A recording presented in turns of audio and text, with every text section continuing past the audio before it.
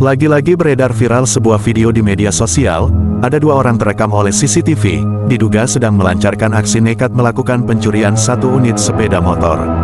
Kejadian itu terjadi di lokasi parkiran sepeda motor Rumah Sakit daerah Kabupaten Simelu, pada sore hari Rabu, tanggal 8 Mei tahun 2024. Maling tersebut berhasil melakukan aksi pencuriannya, dan membawa kabur sepeda motor tersebut. Dengan beredar viral video yang terekam oleh CCTV, semoga pelaku dapat segera tertangkap. Waspadalah, dan tetap waspada dari berbagai aksi kejahatan.